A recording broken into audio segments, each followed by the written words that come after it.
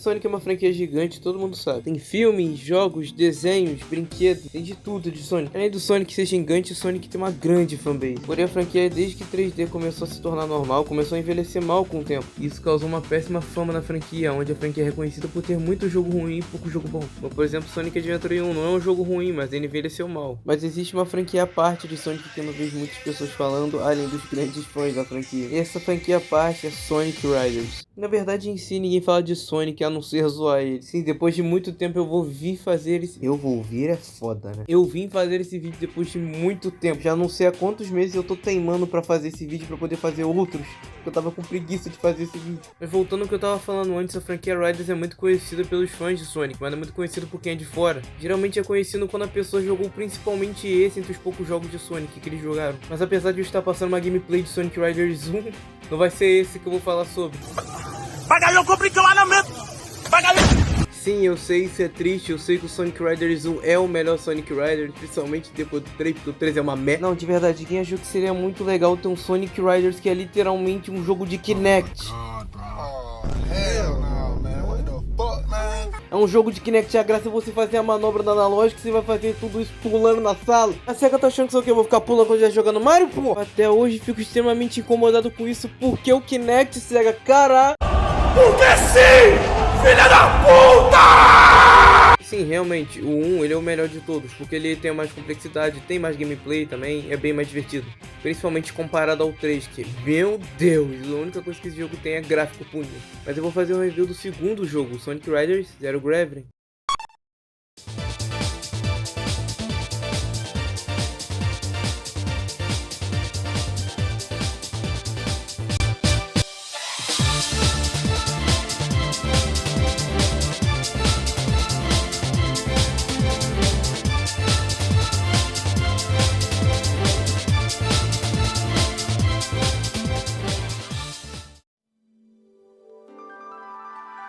Sonic Riders lançou em janeiro de 2008 para Nintendo Wii e para PS2. Ele foi desenvolvido pela Sonic Team e foi publicado pela Sega.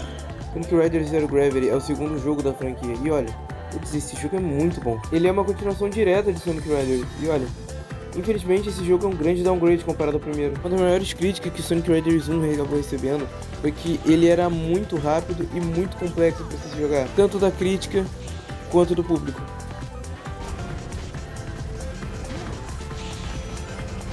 Então, por causa dessas críticas dos avaliadores e do público, eles começaram a fazer um jogo mais automatizado. E foi assim que saiu o Zero Gravity. Zero Gravity não é um jogo ruim, porém ele é dito como pior que o primeiro, porque ele é muito automatizado. Inclusive, já dando esse tópico da gameplay do jogo ter sido simplificado, aqui então eu começar falando pela...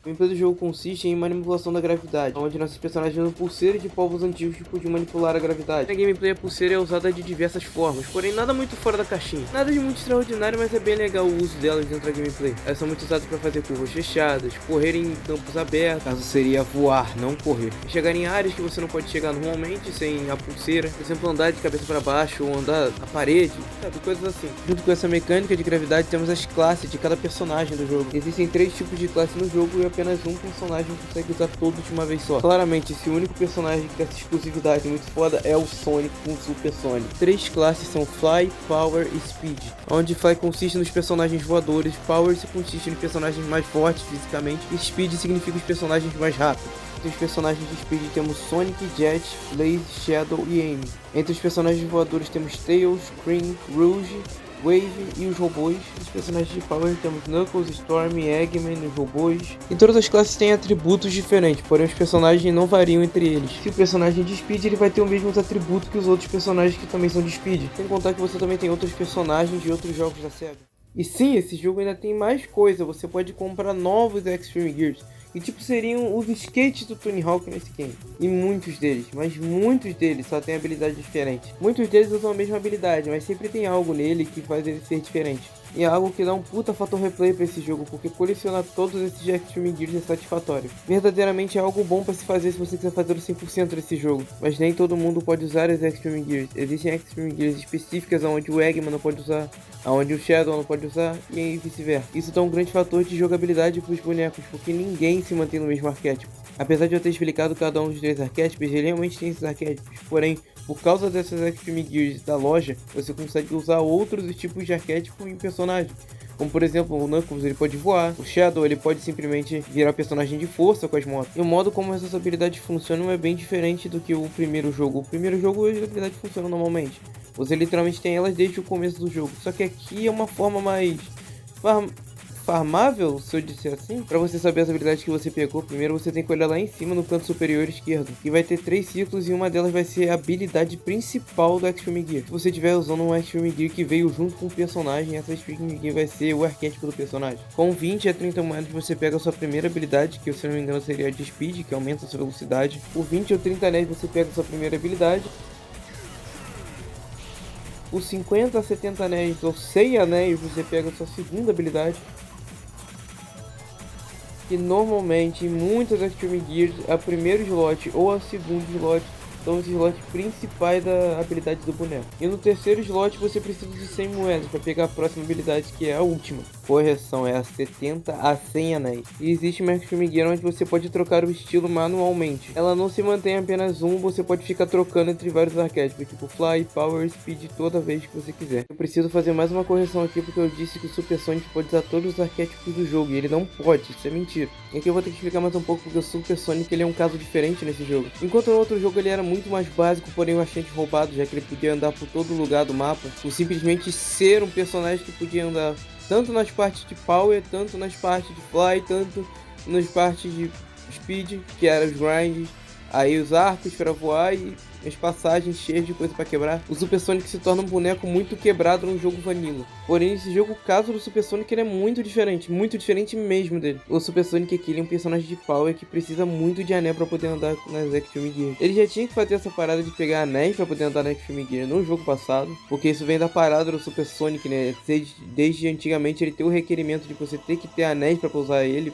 Tipo uns 100, uns 20 anéis, ele vai gastando com o tempo. Só que aqui eles levaram esse requerimento a sério demais, porque o Super Sonic ele não tem barra de gravidade. Isso não é algo muito bem que eu falei lá atrás, mas as pulseiras desse jogo não são infinitas, elas têm uma barra que você precisa para poder usar elas. Só que o Super Sonic ele não tem essa barra, e como que eles fizeram para poder balancear essa parada dele não ter a barra? Simples, toda vez que você tiver moeda e você tentar usar isso, você vai gastar suas moedas rapidamente. Elas serão literalmente drenadas.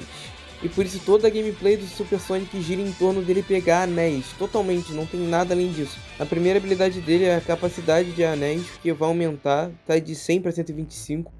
A sua segunda habilidade é aleatória ou secreta, não sei qual dos dois é, se ela só é secreta ou se ela é aleatória mesmo. E a sua última habilidade é um campo de força magnético, onde você vai atrair vários anéis por onde você passar. Apesar do Super Sonic do Sonic Riders 1 ser mais legal, esse aqui é bem mais interessante, porque não só deixa o jogo mais difícil pra você, como você vai ter que aprender a andar a pé nesse jogo. Ele não é roubado como o primeiro, mas ele é interessante a ponto de aprofundar a própria gameplay do jogo por causa dessas habilidades que ele tem.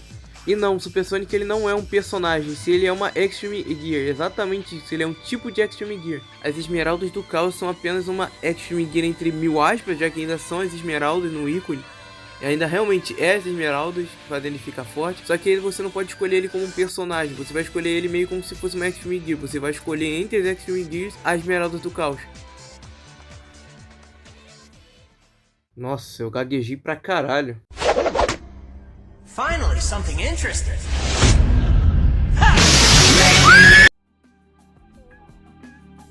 Quando você conversa com alguém sobre Sonic e fala sobre as músicas do jogo, não tem como dizer que várias delas são muito boas. Desde as músicas inspiradas em Michael Jackson no Sonic 3, até as músicas do Sonic Adventure 2. Sério, até os piores jogos de Sonic têm ótimas trilhas sonoras. E isso eu estou incluindo no Sonic R. Sim, eu não respeito, Sonic R é uma merda. E nesse jogo não podia ser diferente, e não é mesmo. Apesar que eu tenho que dizer que Sonic Riders não tem músicas realmente, nossa, muito interessantes. Mas são músicas muito boas. Principalmente o Zero Gravity, que tem músicas maravilhosas. Tanto as músicas de cutscene.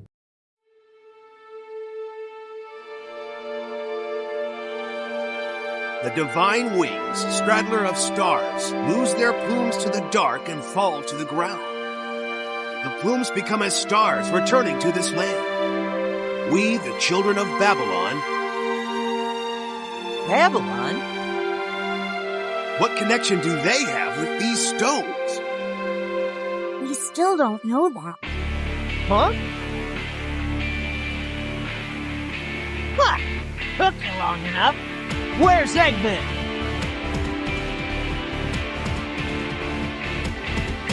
They call it the Crimson Tower. It's Meteotech's signal tower. Commands sent out here relay through facilities across the world to control the robots.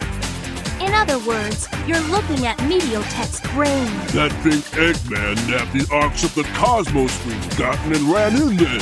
What's he after this time? He's probably planning to use the stone's power to issue an order to all the world's robots from this tower. Sooner or later, he was planning to set the robots rampage. That was probably his reason for forming Meteotech in the first place. The Eggman Land project again, huh? He never gives up, does he? Well, looks like we gotta storm the place. Hold it, huh? You think I was just sitting around here twiddling my thumbs? Sonic the Hedgehog? I follow you. Sorry to keep you waiting. First one to nab Eggman gets all of the arcs of the cosmos. And the title of fastest creature in the universe. Huh, sounds like fun to me. Let's get started.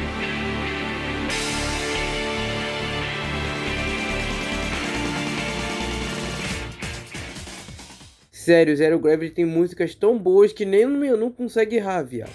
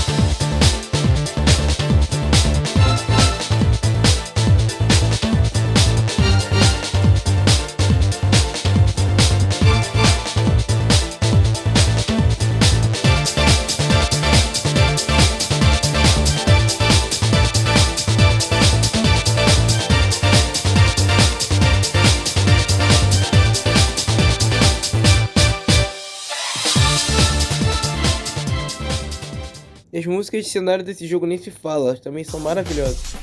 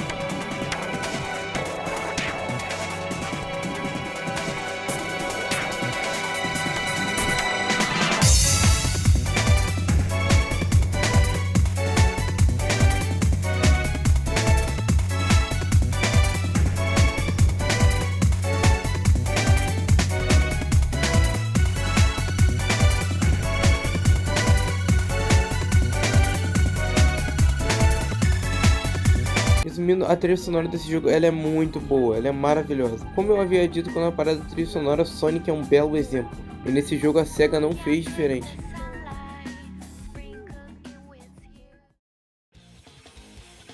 Tá bom, eu vou explicar um bagulho. Eu não vou falar da história do jogo. E isso é meio paia pra fazer uma review. Porque tem review que, tipo, é literalmente obrigatório fazer isso. O jogo foi lançado há 18 anos atrás, então não teria problema falar da história do jogo. Só que se fosse a história do primeiro jogo, eu teria explicado, porque a história do primeiro ela é muito ruim. E sim, eu tô dizendo no sentido de ser rasa. Porque a história do primeiro ela é muito básica e muito comum pra qualquer joguinho de kart, tá ligado? Mas essa realmente coloca um enredo interessante na história, até onde eles fazem um puta furo de roteiro dizendo que os Babylon são alienígenas e não são um povo antigo da Terra. Mas se tu dá um ar de complexidade a mais pra história do jogo, não só deixa o enredo mais profundo, como vai deixar mais interessante pra pessoa que tá jogando e tá assistindo as cutscenes do jogo, dá realmente um ótimo motivo pro time Sonic estar ali. Sendo que no primeiro jogo o único motivo era as Esmeraldas. Isso tudo bem, quase todo jogo é assim. Só que não tinha nada além disso pra eles aceitarem o torneio além das Esmeraldas. E eles não suspeitam que o Eggman, justamente o Eggman, não esteja enganando eles e nem os Babylon. Então assim, eu só tô criando motivo, eu sou muito fã de Sonic, mas eu não gosto da história do primeiro jogo, eu acho muito ruim e muito fraco. Eu acho a história desse jogo 10 vezes mais interessante, 10 vezes mais divertido de ser assistido do que a outra. Para todos vocês que estão assistindo, eu não vou fazer e eu prefiro que vocês joguem o segundo jogo para poder saber mais da história. Inclusive jogam o mod brasileiro que existe no Sonic Riders, que sim, tá dublado. Então de certa forma, se você não sabe inglês, você vai conseguir saber muito bem a história, porque o jogo vai estar dublado. Eles vão estar dizendo a mesma coisa que o jogo normal está dizendo na dublagem.